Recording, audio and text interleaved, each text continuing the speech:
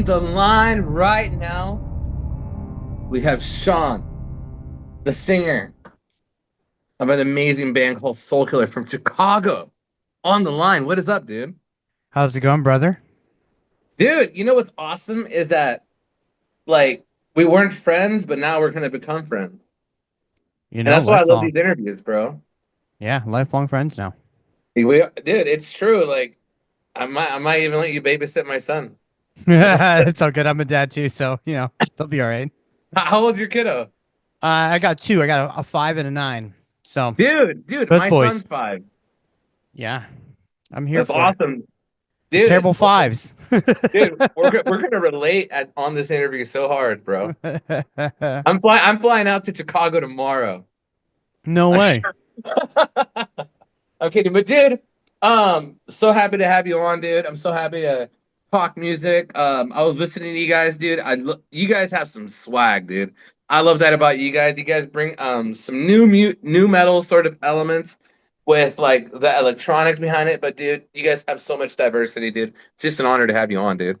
I appreciate that, man. It's an honor even being here, you know. I really I'm thankful to even be doing this at a little older age.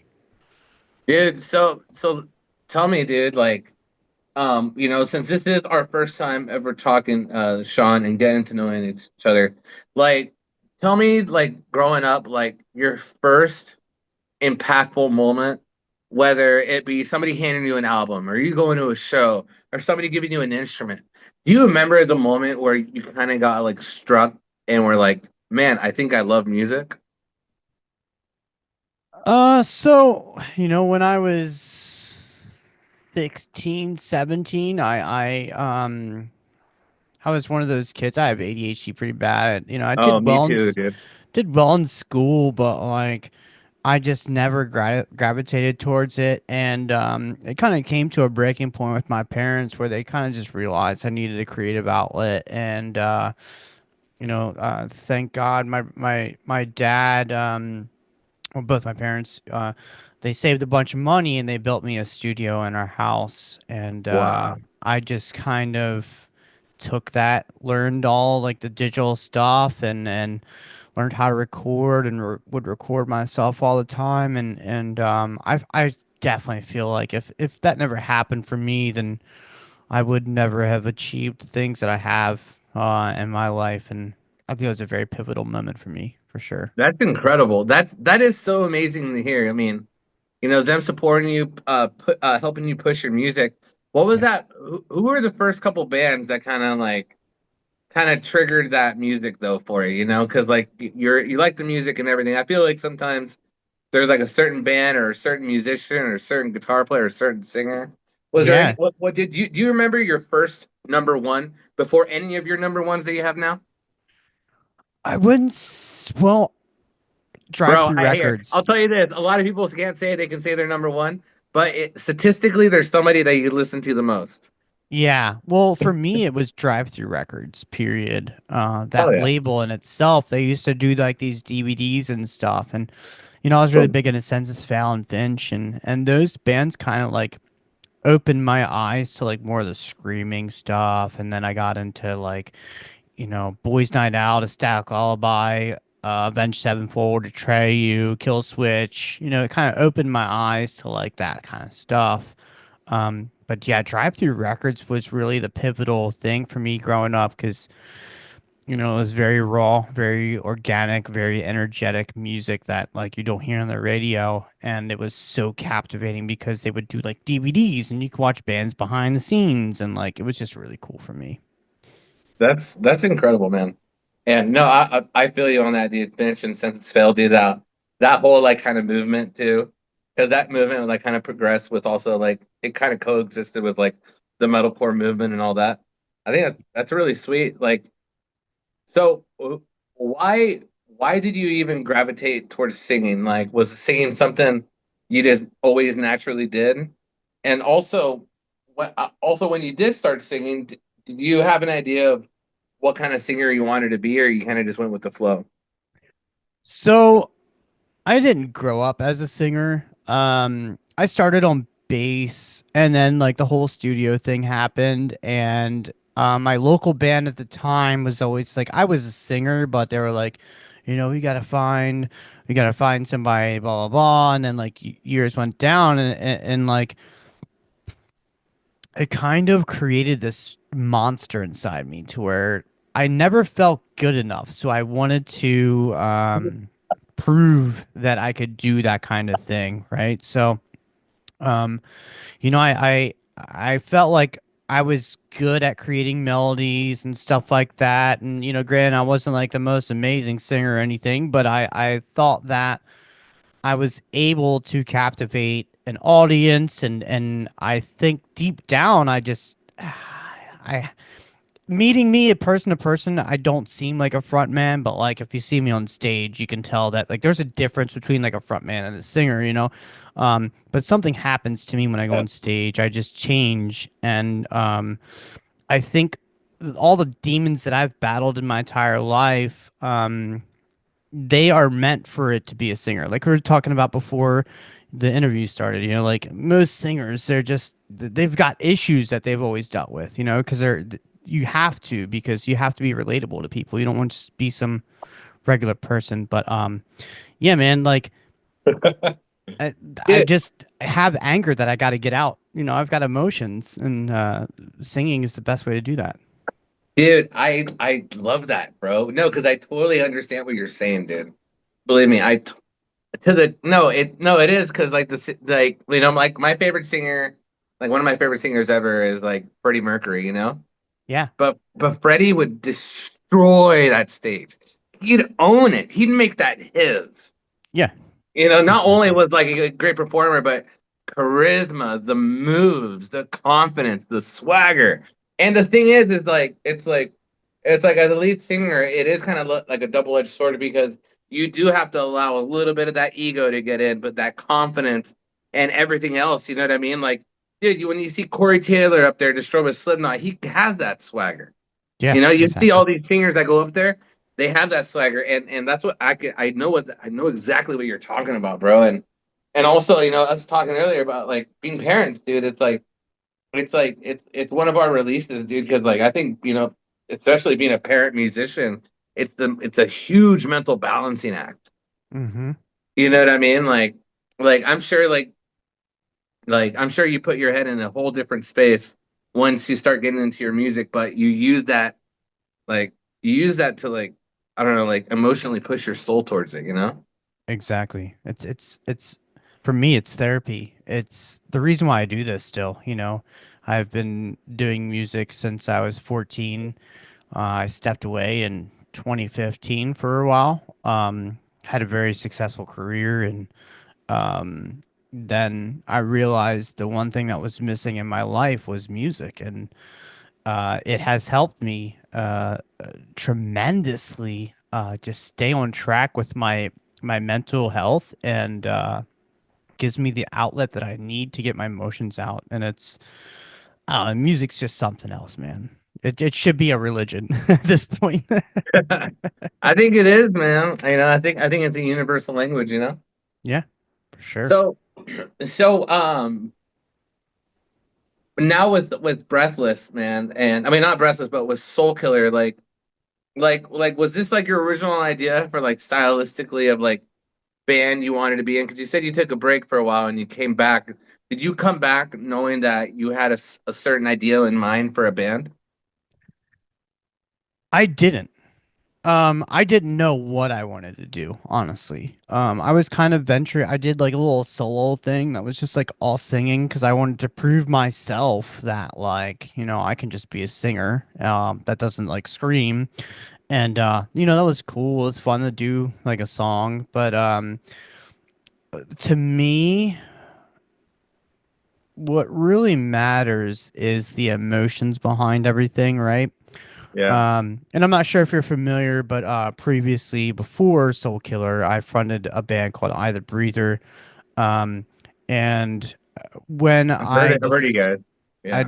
I decided to do like a little reunion thing in 2020 at like the in mid-COVID or whatever, mental break. But I had moved from Baltimore to Chicago, and I didn't know anybody here. And so in that process of that, I met who is now my best friend, Phil. He recorded a music video, two music videos for Either Breather during that little reunion thing, right? Dang, I And just looked you guys up. You guys are pretty hot, dude. yeah, it was a good time, but it just wasn't, I learned that like what I needed was music, not necessarily to bring back, my successful career with Either Breather. Not to say it was the most successful thing ever, but like for a musician to get to a certain point and you stop, you want to like fulfill the void that you felt like you didn't finish. So I try to do that. And then in that process, I met Phil. And then I realized quickly that this isn't where I need to be. This isn't what I should be doing. My mentals are not working with this. It's too much. And, I took a step back Okay. for about a year. And then randomly I had posted on Facebook about I need some Midwest musicians that want to create music. And immediately, like 5 minutes after, Phil was like, yo, I'm working with like a group of dudes in Chicago right now. And like, why don't we give this a shot? And then they sent me a demo. I finished it within a day, and like that was it. It's just one of those things where like it's meant to be. Like if you're able to create that in that time frame and it just gels like that, um but that wasn't everything for me, like cool, we wrote a cool song. So like the next week I was like, hey, I really want to meet you guys. Like, yeah, we can do cool music, but for me it has to be a whole package. And we all met up, and we've been brothers ever since. It's become a family, and for me, that's the most important thing, honestly. Like I said, with the mental health and the therapy aspect of the music, like there's also the other side of music that people don't know about, where like, yeah, you're doing music, but like you're in a group of people that may not all like each other, or it's toxic. And at the end of the day, for me, what I need is not only to create music, but to create it with people that are healthy, are my brothers. They're there for me when I fall down. I'm there for them when they fall down. So and then sonically, I think we came together, and we really wanted to create a futuristic vibe to metalcore. We have like a DJ in the band that does all the electronics. He's also the second singer in the band. So like we do a lot of stuff back and forth, and um, it's just we are trying to be ahead of this curve of a very fast music industry, which is a very difficult thing. So it's like you're creating music a year ago that you're like now you're hearing bands do things like, and you're like, well, fuck, we can't do that. You know what I mean? So Yeah. we're just constantly just like turning stuff over, and in the healthiest way, just being brothers and creating what we love. So that's what it is for me, man. Sorry for the long-winded Yeah. answer, but No, hey, dude, that's what I want, bro. No, that's incredible, man, and you're inspiring the hell out of me, and I feel like one of my favorite thing what you said is like it's all coming from a right place, and I love how you have that chemistry, and with your band and that friendship, because it's I feel, man, it's so important, and yes, honestly, I feel like finding individuals is so much harder than everything else, because the thing is also you don't want to be in a band where everybody maybe doesn't have the same reasoning of wanting to do it, or realistically where you can push it, or just what I mean, realistic expectations and all that. yeah, And if I it sounds like you just found a group of individuals that are just like all down for it and all care. yeah. It's honestly a blessing. I mean, obviously, we do like as much as we can, but also realize where we are in life. Yeah. We understand that we can't be, 100% full-time touring band, but like we all have that itch behind us that's like we kind of want to make the thing go, but it has to make sense, you know. Yeah, no, absolutely. And when I do some interviews with other people like in the industry who are touring all the time, they always talk about having like a solid foundation, at home. and like that back because like nowadays it's like I know a lot of bands that have like balance a full career and balance touring, you know, Yeah, it's and tough. and then you balance your family and then your mental health. It's all a fucking pie chart, man. Yeah, yeah, it's insane. Like, but dude, I'm super excited. We're gonna be playing Devil. Um, I'm super stoked, dude. But I know I definitely want to have a follow-up interview later throughout the year because, dude, it's awesome meeting another singer who's a dad who's been rocking for years and working hard, dude. And I just I wish you guys all the success, and I think you guys are just gonna destroy. Yeah, we also are we just finished recording a brand new song, so we just dropped the EP, but we've got a lot more ammo coming, and it's gonna be a good year for us. Sounds good. Sounds good. Before we end the interview and we play these songs, can I just ask you a bunch of fun questions? Yeah, of course, man. Here for it. Uh, all right. All right. In a zombie apocalypse, you can pick one weapon to destroy the zombie horde, and it can't be a nuke or the cure. What is your one weapon? That's so funny, dude, because I'm fucking in the middle. Oh, Oh, I'm hey, remember sorry. we're on the radio, so we Yeah, can't drop yeah, the I'm F. sorry. My bad. Sorry. No, you're good. I apologize deeply. I'm in the middle of I'm in the middle of playing Last of Us right now, the remaster. So it's like so Oh, funny you wow. asked that. Sometimes I get excited and I don't think about what I'm saying, so I apologize. It's all good. I gotta tell you. um, Flag one. But man, a weapon that I would choose that I could probably trust. I mean, we got to get like a Gatling gun in here or something. You got to protect your kids. What weapon you want? It's Gatling gun, it is, you know? Gatling gun? All right. What is one artist or band that you listen to that is furthest away from the stylistic of Soulkiller? Harry Styles. I like it, dude. Yeah, I like it. Like I was telling you earlier, I listen to like Louis Capaldi and like even Yeah, Ed Sheeran and all that, dude. Dude, I'll sit there and just like, dude, like I do so much metal that when I go home, I don't even want much of it. Like, yeah. man, it's like metal's like pizza to me. I'm like, man, I eat pizza every day. You know what? I want some classical, you know.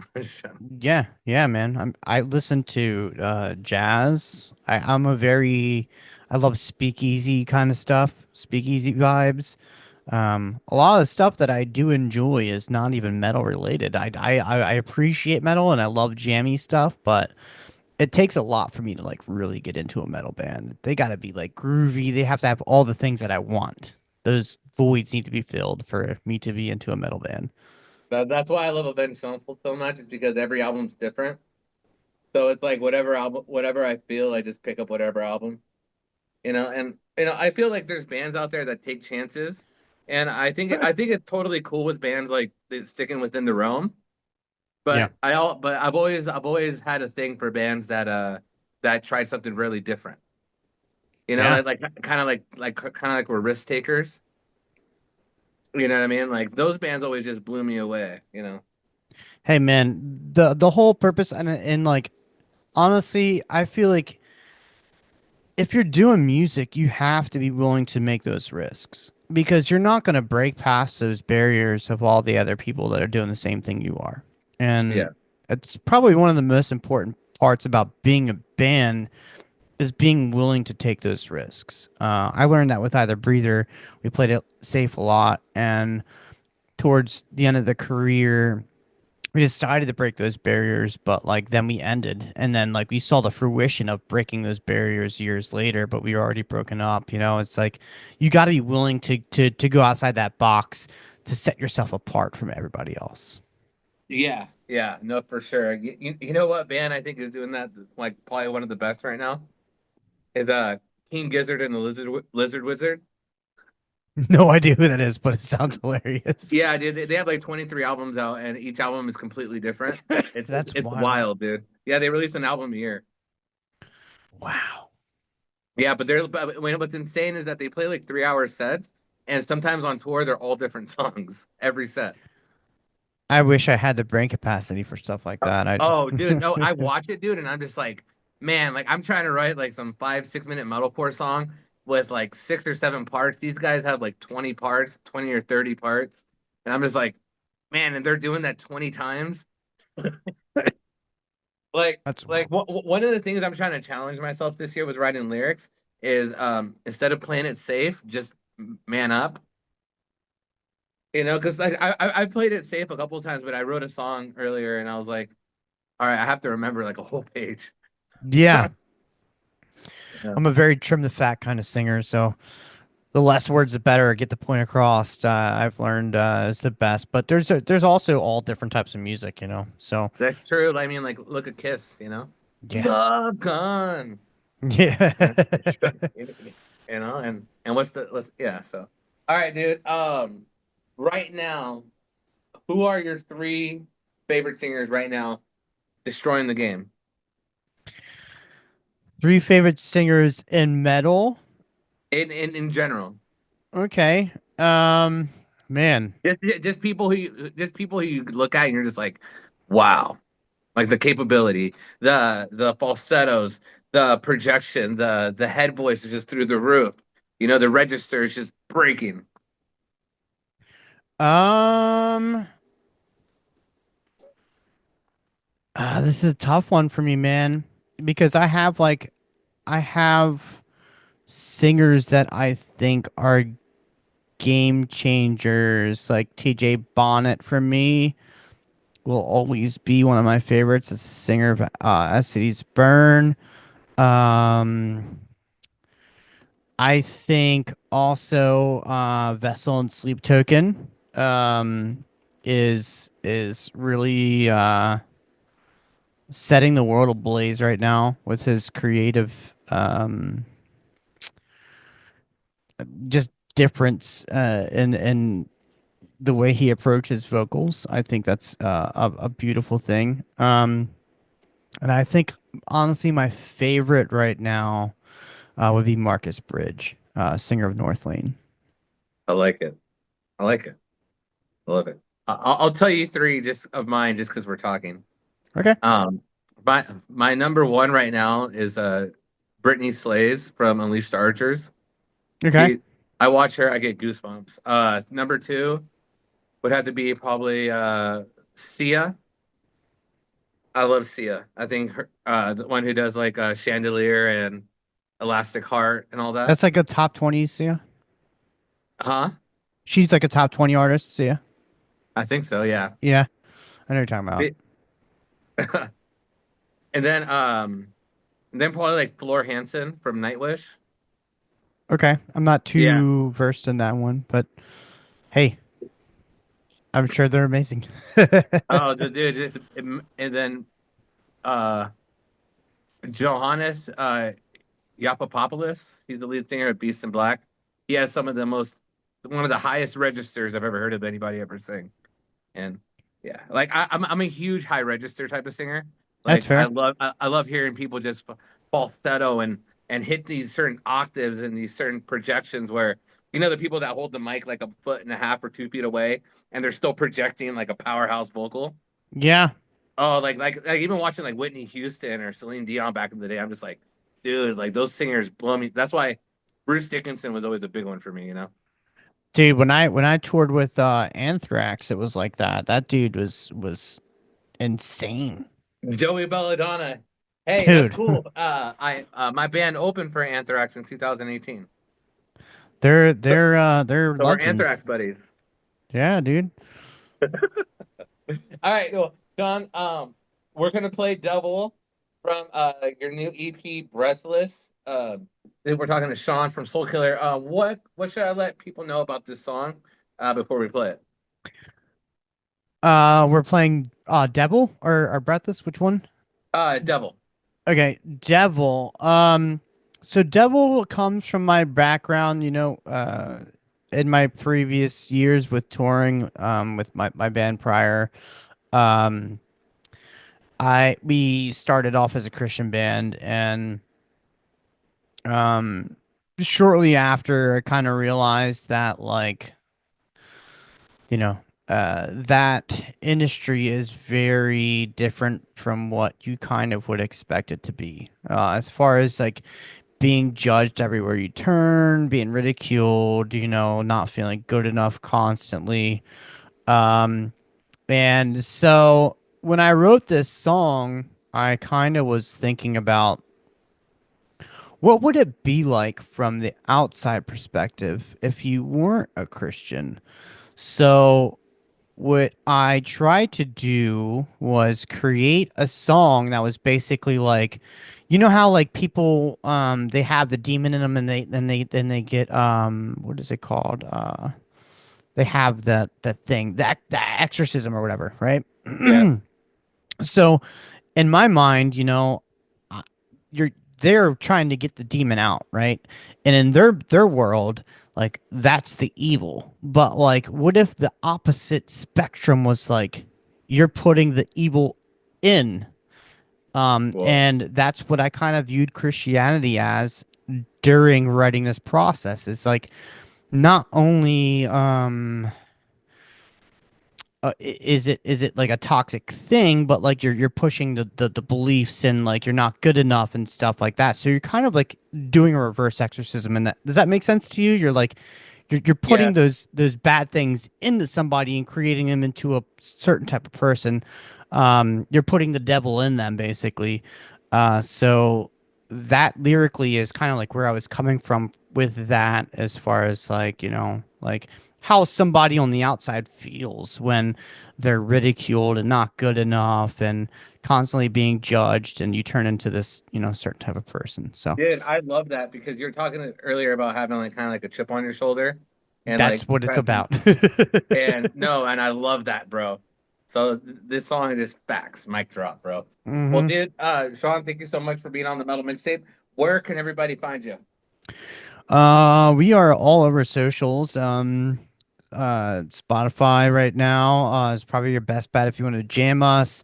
Um, we have YouTube stuff. We got Facebook, Instagram, the, you know, the whole nine yards.